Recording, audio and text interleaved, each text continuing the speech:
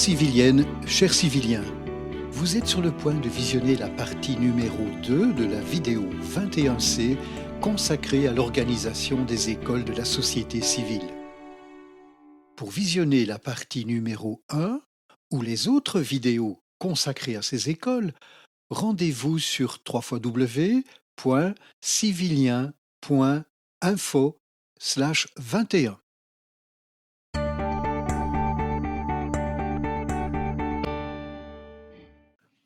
Si on revient maintenant aux garde-fous que nous pouvons développer, une fois que le projet pédagogique et le projet d'établissement sont écrits noir sur blanc, publiés, etc., l'Institut d'audit a ce projet pédagogique. Et il va faire son audit selon les critères des systèmes de qualité. C'est-à-dire que l'école doit avoir un système de qualité, et le principe même des systèmes de qualité, c'est vous dites ce que vous faites et nous voyons si vous faites ce que vous dites. Hein, c'est cette formulation paradoxale. Hein, j'annonce ce que je vais faire et je vérifie que je fais ce que j'ai annoncé. C'est le principe de l'audit même. Donc ça veut dire l'école s'engage sur un projet pédagogique en autonomie, mais il faut que ce qu'elle fasse, elle montre qu'elle le fait réellement. Et l'Institut d'audit va vérifier par rapport au projet d'établissement et au projet pédagogique que les choses se font effectivement. Si jamais il voit, l'Institut d'audit, que quelque chose ne va pas, un dysfonctionnement apparaît, ou que l'argent public n'a pas été utilisé conformément à la charte prévue. Selon la gravité, l'Institut d'audit va donner un délai à l'école pour se mettre en conformité. Ça peut être 3 semaines, ça peut être 1 semaine, selon le problème, selon la nature du problème. Si l'établissement ne fait pas ce qui est à faire, alors va intervenir une autre instance, qui est le conseil de coordination. Ce conseil de coordination, quel est-il ? Il existe aussi dans tout service public. Dans le cas de l'école, il rassemble les différentes écoles de la région ou d'une partie de la région. Donc différents courants pédagogiques, différentes tendances, différentes écoles sont rassemblées dans ce conseil de coordination.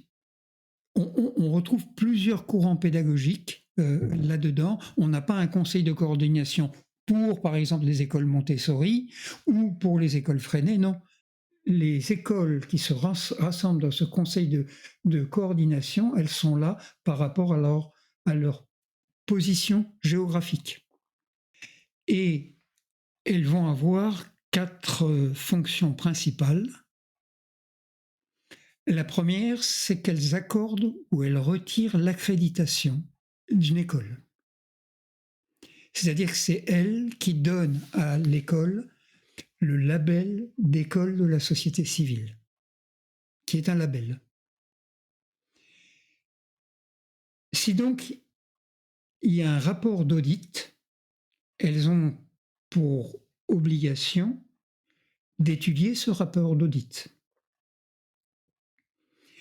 Et si elles voient qu'il y a un problème et que ce problème n'est pas corrigé, elles vont entrer en discussion, mais ça peut aller très vite, selon la gravité du problème. elles vont entrer en rapport avec cette école et le conseil de coordination peut être amené à retirer le label, l'accréditation d'école de la société civile. Ça peut aller très vite. On voit donc qu'on a encore là un garde-fou très important.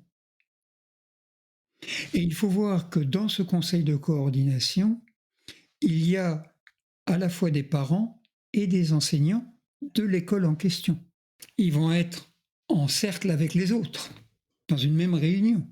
Donc, ils ne vont pas se sentir très très à l'aise s'ils voient qu'il y a un rapport d'audit qui met le doigt sur un problème conséquent dans leur propre école. Ce sera aussi une motivation supplémentaire pour éviter d'en arriver là. Donc là encore, les 3 cercles, élèves, parents, enseignants, vont jouer un rôle primordial pour faire en sorte que l'Institut d'audit n'ait pas à faire un rapport négatif. Il y a aussi une autre fonction du conseil de coordination qui est de juger les litiges et les plaintes. Parce que, par exemple, dans une école de la société civile, il peut arriver toutes sortes de conflits. Il peut y avoir des incompréhensions entre des parents et des professeurs, entre des professeurs et des élèves, etc. C'est un organisme vivant, donc forcément, il peut y avoir des difficultés qui apparaissent. Bien des choses peuvent être réglées par des organes qui ont été mis en place dans l'école au cas où il y ait des, je sais pas, comment on appelle ça, des conseils, des commissions de conciliation, etc. Mais s'il y a un problème plus sérieux qui n'arrive pas à trouver sa résolution dans l'école, des parents, des élèves, des enseignants peuvent saisir le conseil de coordination. Quand je parle des élèves, je parle plutôt des grands élèves. Si le conseil de coordination est saisi et il crée forcément un organe, c'est prévu dans sa charte, il doit créer un organe de règlement des litiges et des plaintes, et bien s'il y a une plainte, il va s'en occuper et il va convoquer les différents acteurs et il va juger la plainte. Ça fait quand même déjà pas mal de garde-fous. Les 3 cercles, l'Institut d'audit, le conseil de coordination qui lit les rapports et qui donc doit réagir sur les rapports d'audit, et la commission des juges et des litiges du conseil de coordination. Donc ça fait beaucoup de garde-fous. Il y a moyen là d'éviter les dérives. Et s'il y avait quelque chose qui était de nature pénale ou même civile, il y a la possibilité de saisir un tribunal et de s'adresser au juge. C'est bien sûr un cas extrême et il faudrait qu'il y ait eu une insuffisance dans déjà beaucoup d'instances pour qu'on en arrive là. Mais on peut imaginer que, par exemple, le jugement de la commission qui s'occupe des litiges et des plaintes dans le conseil de coordination, il peut arriver que ce jugement ne donne pas satisfaction à l'une des parties. Et alors, elle peut, dans ce cas-là, aller en justice.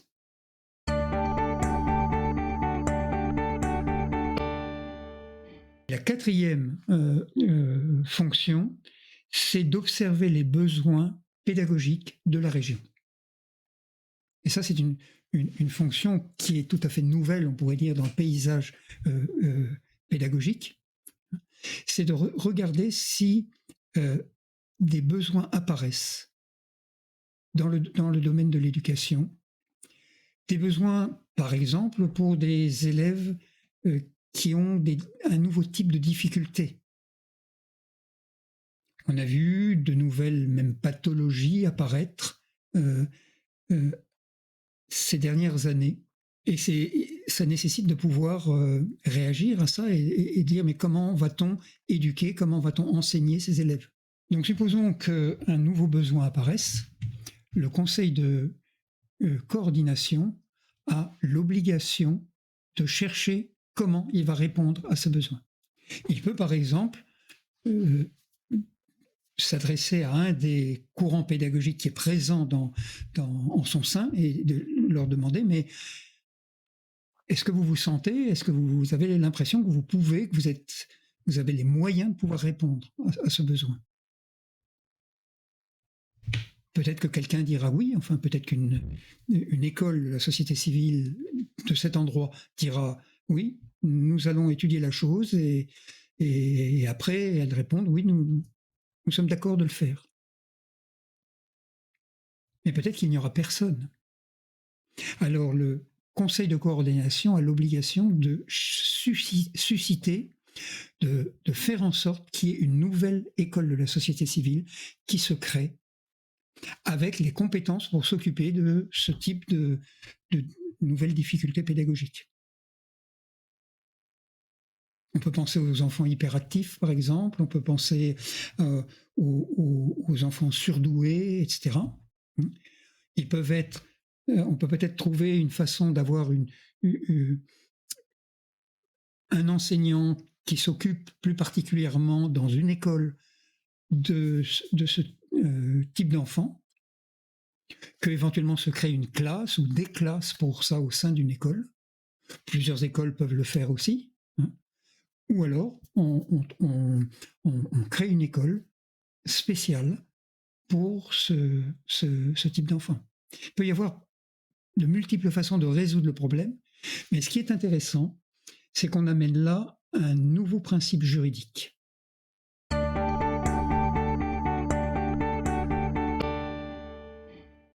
Ce nouveau principe juridique, c'est celui de la contrainte à trouver une solution.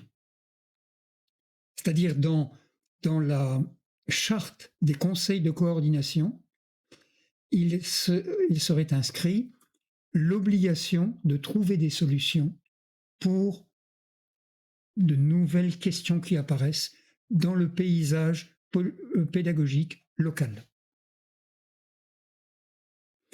Donc on ne dit pas, la loi à ce moment-là, ou la charte ne dit pas comment vous devez faire. Elle ne donne pas une procédure ou une méthode ou une recette. Elle dit simplement cherchez la solution et c'est votre devoir. Vous avez le devoir de trouver une solution qui peut prendre dans certains cas plusieurs années. Parce que si un nouveau trouble comportemental apparaît, par exemple, chez des élèves, eh bien, ça peut demander un certain temps de recherche pédagogique pour savoir comment on va procéder. Mais du fait que les conseils de coordination vont être alertés là-dessus et ont l'obligation de s'en occuper, et que ça va se passer dans tous les conseils de coordination qui sont confrontés à cette question, eh bien, entre les conseils de coordination va débuter un travail sur cette question-là, interconseil. Et peu à peu, des solutions vont émerger, en lien peut-être avec des services de recherche dans des universités, des services de recherche médicaux, etc. Mais avec ça, on montre comment on peut être en prise directe avec la vie et répondre aux sollicitations de la vie pédagogique. Donc on voit par ce biais-là comment les écoles de la société civile peuvent devenir des institutions qui sont résilientes face à toutes les difficultés, problèmes, etc., qui surgissent inévitablement dans un tel domaine. Et c'est ça qui est important.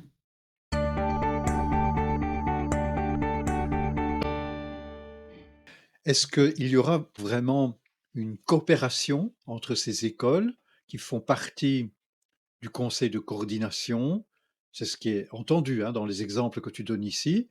Ou est-ce qu'on ne va pas se retrouver, comme c'est si souvent le cas, entre institutions et institutionnels, dans de la compétition?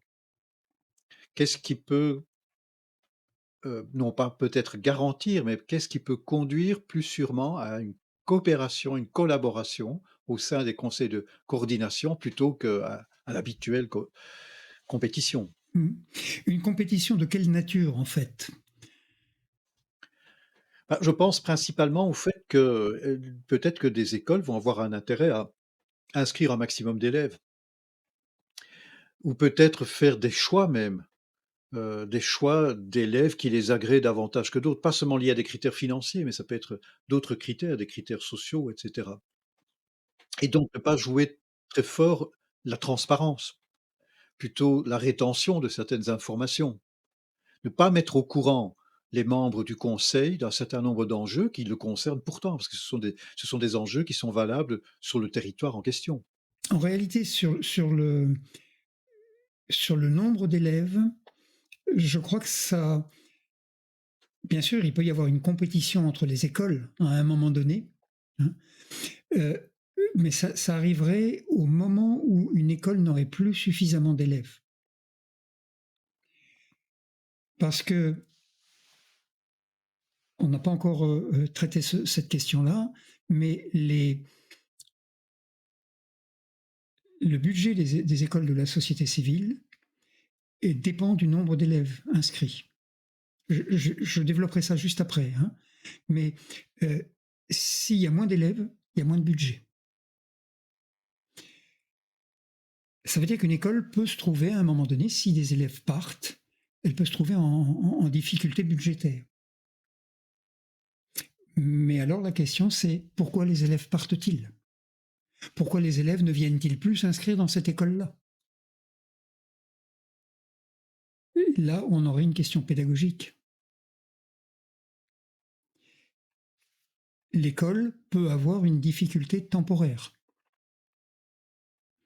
Peut-être que l'institut d'audit va aider à mettre le doigt sur où est le problème.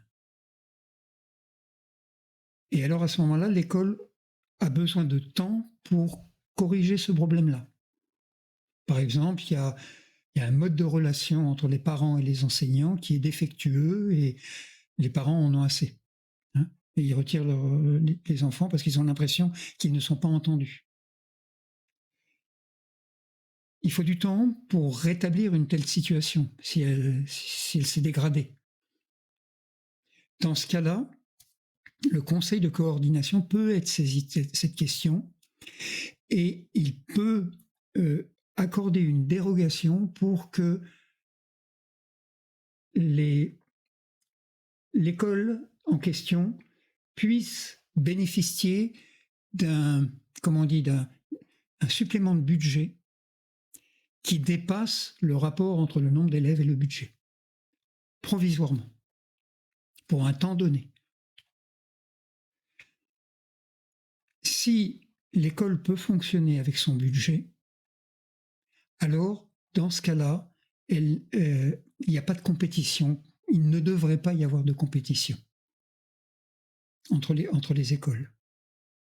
Chacune peut mener sa vie et elle a l'argent suffisant pour le faire. Si par contre, le problème n'arrive pas à être résolu, c'est qu'il y a peut-être un désintérêt pour ce type de pédagogie ou une incapacité pour l'école, une sclérose qui est intervenue dans l'école, qui n'arrive pas à redresser la barre. Et donc, dans ce cas-là, cette école peut être amenée à fermer ses portes. Pour moi, ce sont des problèmes de la vie qui peuvent arriver. Et la façon de les résoudre dépend de la capacité de l'équipe présente. Mais tu avais dit quelque chose qui pourrait amener une rétention d'informations, qui était de quelle nature? J'ai déjà observé ça dans un tout autre milieu. C'était un milieu qui concernait plutôt le domaine des soins psychiatriques, par exemple. C'est-à-dire qu'on pourrait imaginer que certaines écoles choisissent d'accueillir en leur sein des élèves présumés être plus faciles au niveau éducatif, Ah oui. poser moins de défis à l'équipe éducative, Mmh. hein. Et donc, voilà, ça pourrait être, un objectif qui peut être poursuivi par une école. Mmh. Oui, oui, tout à fait. Bien sûr, ça pourrait être, arriver. Il faut savoir que dans un des principes de l'école de la société civile, c'est un principe qui est dans l'école d'État aussi. Et ce principe-là, que souvent les enseignants de l'école d'État mettent en avant, ils disent oui, mais par rapport au privé, c'est de dire oui, mais dans le privé, vous pouvez refuser des élèves, mais nous, à l'école d'État, nous devons accepter tous les élèves. Alors, premièrement, il faudrait moduler cette chose-là parce que je ne suis pas certain que si on étudie dans le détail, tous les élèves sont acceptés dans les écoles publiques. Voilà, ça c'est. Mais laissons ça de côté. Dans les écoles de la société civile, un, un des éléments principaux de la charte, c'est que les enseignants doivent accepter, l'école doit accepter tous les élèves, pour autant qu'elle soit équipée pour pouvoir le faire. Si vous avez un élève si vous, par exemple, vous avez trop d'élèves qui ont hyperactifs dans une classe, et à un moment donné où vous pouvez dire non, là, ce n'est plus possible. Sinon, vous ne pouvez pas refuser des élèves dans une école de la société civile. Si une école le faisait et trier un peu les élèves en fonction des facilités qu'ils auraient, ça finirait par se voir. Parce que ce sont les autres écoles qui recevraient ces élèves. Parce que les élèves doivent aller quelque part. Donc à un moment donné, elle saurait que telle école a refusé cet élève. Puis après, il y en a un autre qui arrive, qui a été aussi refusé par la même école. Donc à un moment donné, ça se verrait et ça se réglerait dans le conseil de coordination. Alors, il peut y avoir un décalage à un moment donné qui s'opère, mais ça ne peut pas aller trop loin parce que immédiatement le conseil de coordination serait saisi par ça et ce serait un des manquements premiers à la charte. Et dans le fond, ça n'existe pas vraiment au sein de l'éducation nationale actuellement. Quand ce genre de dysfonctionnement existe, hein, justement, le conseil de coordination permet d'identifier bien plus sûrement et bien plus précisément ce genre de problématique qu'actuellement. Absolument, absolument. Oui. Parce qu'il y a des établissements en France avec la notion de la carte scolaire, des établissements qui reçoivent les soi-disant bons élèves. J'ai toujours un problème avec cette expression, les bons élèves, qu'est-ce que ça veut dire, hein? Mais il y a des lycées qui sont connus, par exemple, et des personnes qui s'arrangent pour déroger à la carte scolaire et faire en sorte que leur enfant soit pris dans cet établissement-là. Donc, ça existe, effectivement, et je pense que les écoles de la société civile pourraient mieux pallier à ce problème-là.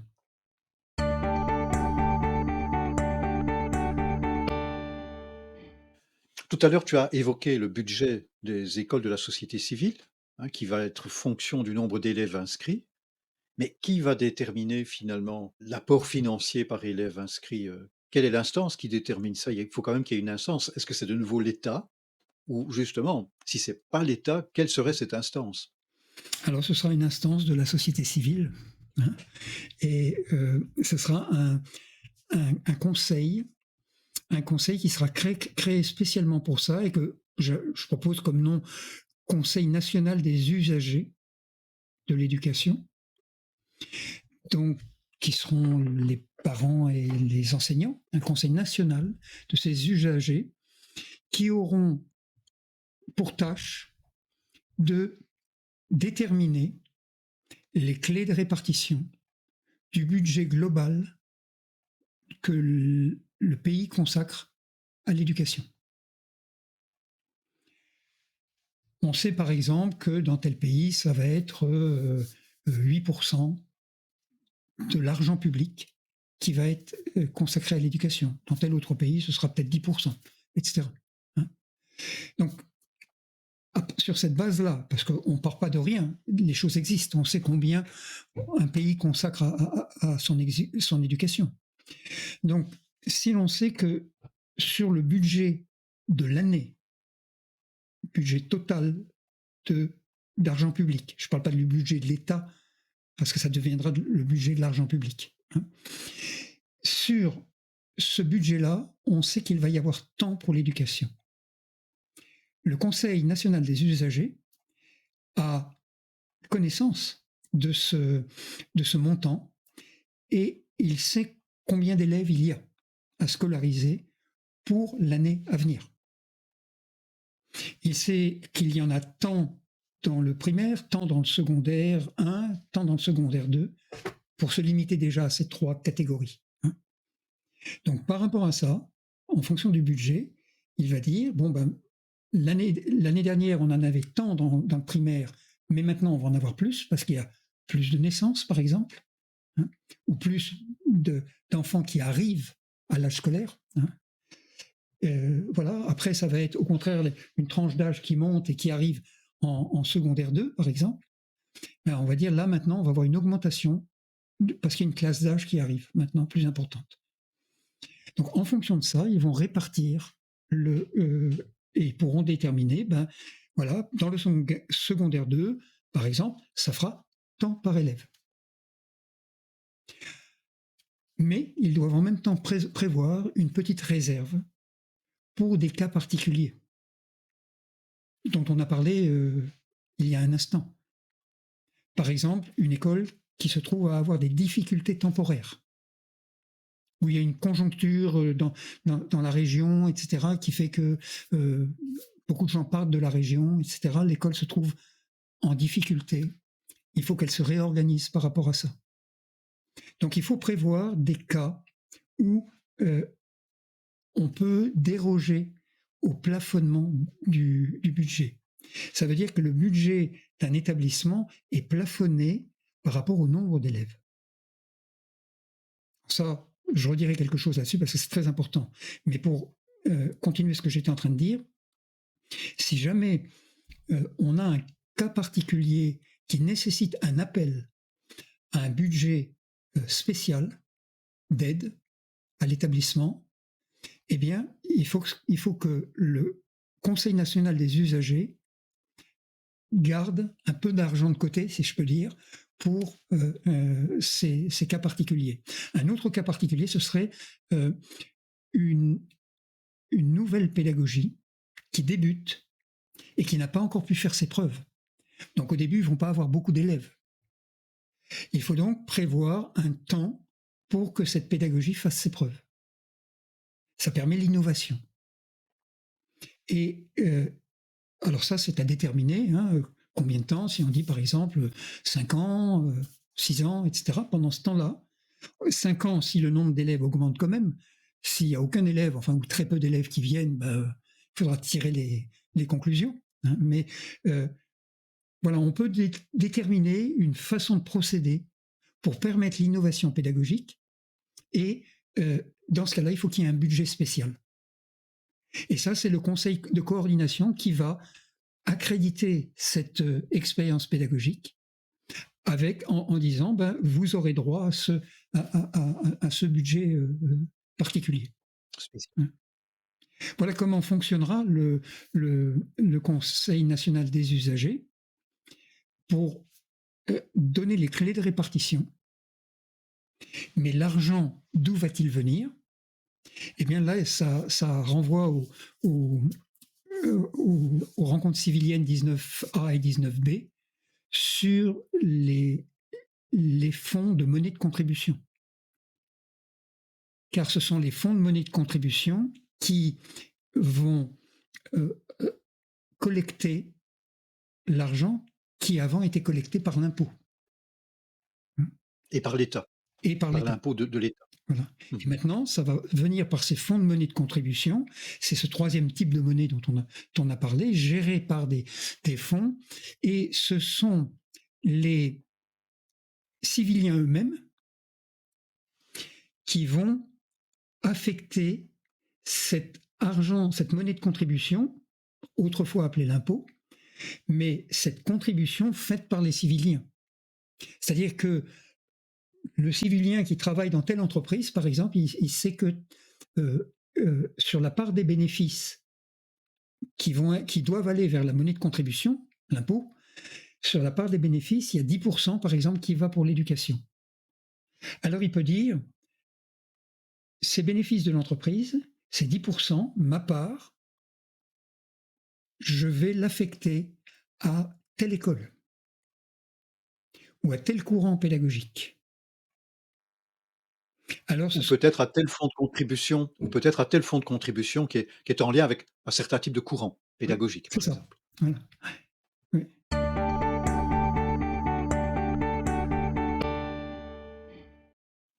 Mais si une école reçoit trop d'argent, elle va devoir le reverser parce que son budget est plafonné.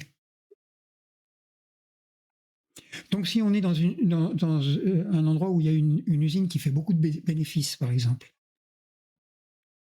eh bien, on pourrait dire, ah oui, mais les écoles de cette région, elles vont recevoir beaucoup d'argent. Eh bien non, elles vont recevoir ce qui correspond au nombre d'élèves qu'elles ont. Et si un surplus arrivait, elles ont l'obligation de le reverser à un fonds de monnaie de contribution pour l'éducation. Il y aura donc des fonds de monnaie de contribution pour l'éducation qui vont être généraux et qui s'occuperont de répartir, d'équilibrer pour que les établissements n'aient pas trop, ne dépassent pas ce à quoi elles ont droit comme budget.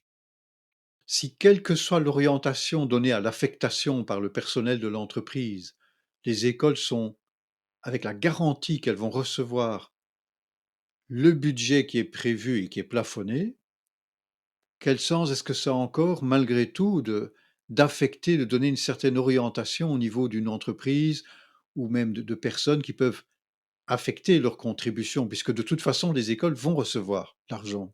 Elles vont le recevoir par rapport au nombre d'élèves.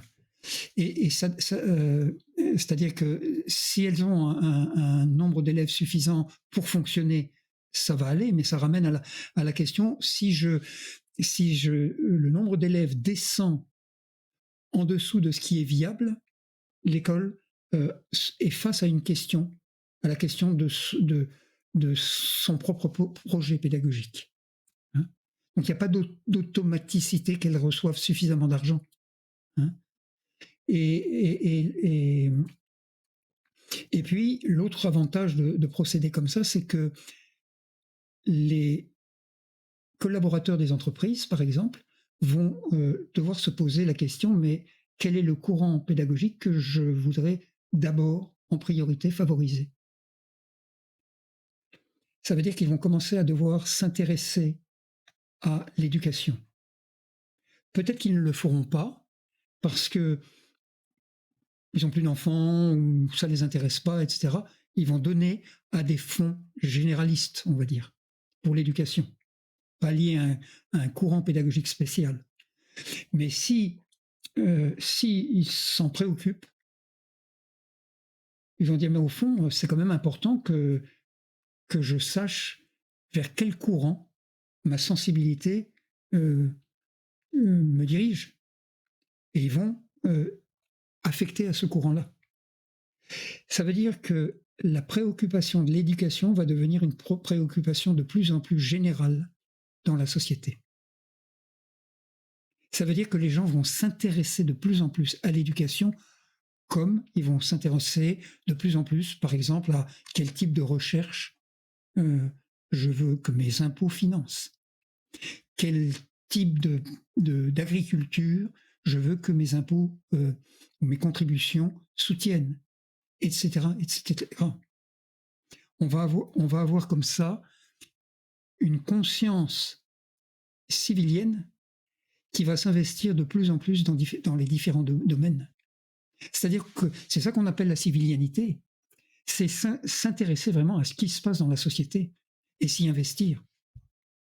Et ça n'est pas simplement déposer un bulletin de vote une fois tous les 4 ans ou tous les 5 ans. C'est pas la citoyenneté abstraite. La civilianité, c'est se rapprocher de plus en plus des questions réelles, concrètes, qui vivent dans la société. Et pouvoir y agir, c'est-à-dire que l'affectation des contributions, des impôts, c'est une question de choix, c'est un acte comme un bulletin de vote, si on veut. Mais pas je ne vote pas pour quelqu'un qui va me représenter, je vote directement pour la question de l'éducation, de l'écologie, du fonctionnement des routes, etc. Admettons qu'il y ait un très vif intérêt dans la population, dans les entreprises, pour la pédagogie Montessori, mais pas tellement d'élèves inscrits déjà. Il y aurait même, je dirais, un excès d'argent de contribution qui irait vers des fonds de contribution qui peuvent financer les écoles Montessori, disons-le comme ça.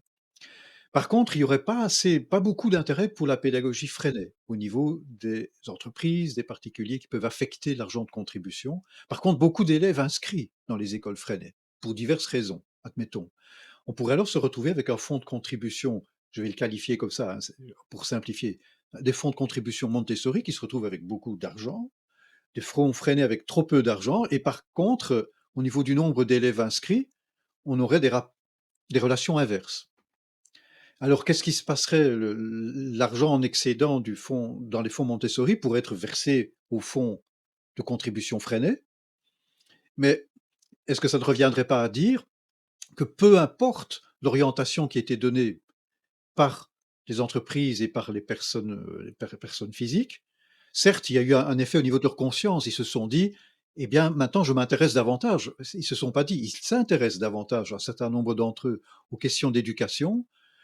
Mais par contre, l'effet de cet intérêt, l'effet financier de cet intérêt, dans un cas comme dans l'autre, qu'ils s'y intéressent ou qu'ils s'y intéressent pas, qu'il y a un vif intérêt pour la pédagogie Montessori ou Freinet ou pas, peu importe, c'est quand même toujours plus ou moins la même somme par élève qui va être versée à ces différents types d'écoles.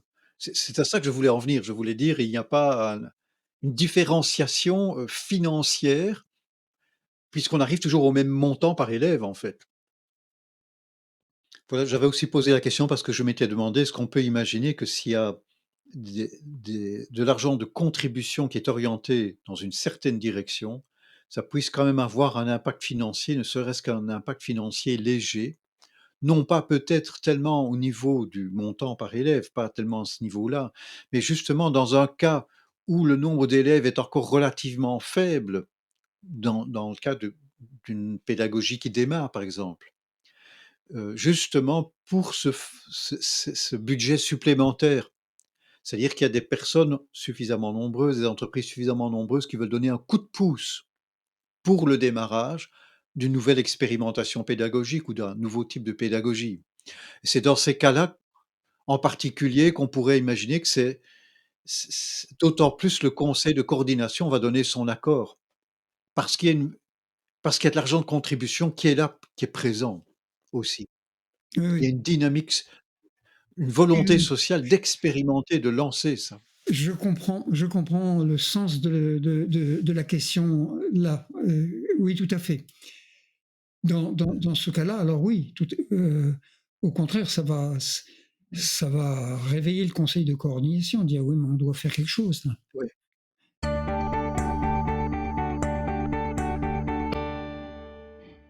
Quand, euh, quand on est face à des propositions comme celles que nous faisons, il est normal qu'il y ait des questions, des objections, en disant oui, mais dans telle situation, qu'est-ce qui se passerait, etc. Nous ne prétendons pas, avec ce que nous faisons, avoir répondu à la totalité des situations qui pourraient surgir et des questions qui pourraient se poser. On a apporté un certain nombre de propositions Forcément, si quelqu'un qui regarde notre vidéo là va se poser des questions, j'aurais envie de l'encourager plutôt de formuler la chose comme une objection en disant ça peut pas marcher parce que telle ou telle chose, de se dire comment ferions-nous, comment feraient les civiliens dans cette situation où il y aurait cette objection qui apparaîtrait. Et si l'on fait comme ça, c'est la façon dont nous procédons nous, c'est de chercher à chaque fois une solution face à une question qui se pose, au lieu de la prendre comme un frein à ce qui est proposé. Si on a cette attitude-là, on s'apercevra à ce moment-là qu'il ne devrait pas y avoir d'obstacle réel à développer les écoles de la société civile et surtout à les expérimenter avec ce droit à l'expérimentation dont nous avons parlé dans la rencontre civilienne, je crois, numéro 3. Hein. Et avec ce droit à l'expérimentation, on pourra essayer, commencer à développer ces écoles de la société civile. Une nouvelle vie pourra se développer dans l'éducation et l'expérience montrera par elle-même sa validité. Donc il n'y a pas grand risque à la faire, il faudrait seulement la rendre possible et l'encourager. Quelles sont les perspectives qui concernent la dernière rencontre civilienne portant sur les écoles de la société civile que nous avons évoquées? Alors pour conclure maintenant ce cycle de rencontres sur l'éducation, nous aurons une prochaine rencontre, la 21D, qui abordera la question de la faisabilité législative, c'est-à-dire quelles pourraient être les dispositions de la Constitution et, et des lois sur l'éducation pour permettre qu'un système d'éducation, une organisation d'éducation libre puisse se développer dans les pays, au moins les pays occidentaux pour commencer. Donc c'est de ça que nous parlerons et ça nous amènera à aller dans certaines dispositions tout à fait particulières de la loi et nous verrons que nous pouvons innover sur ce plan-là aussi. Il s'agira bien sûr de dispositions qui peuvent être valables dans différents types de constitutions de différents États. Et ça ne concerne pas spécifiquement, par exemple, la France. Tout à fait. Alors en effet, en clôturant maintenant la 21C, nous n'avons pas encore tout dit, puisque lors de la préparation de ces rencontres civiliennes, nous avons évoqué encore bien d'autres objections que l'on peut faire, pour lesquelles nous avons trouvé nous-mêmes des solutions, mais il faut aussi pouvoir limiter le temps de ces vidéos. Donc voilà, voilà l'invitation qui est faite à chacun et chacune d'être actif, comme tu viens de le dire il y a quelques instants, dans la recherche de solutions par rapport aux questions et aux objections qui vont nécessairement survenir. Et d'être peut-être encore plus actif pour créer des écoles de la société civile aussi par ailleurs. Michel, à la prochaine fois, ça sera la 21D avec le thème que tu viens de mentionner. Nous nous reparlerons lors de la rencontre 21D. À très bientôt. À bientôt. Au revoir.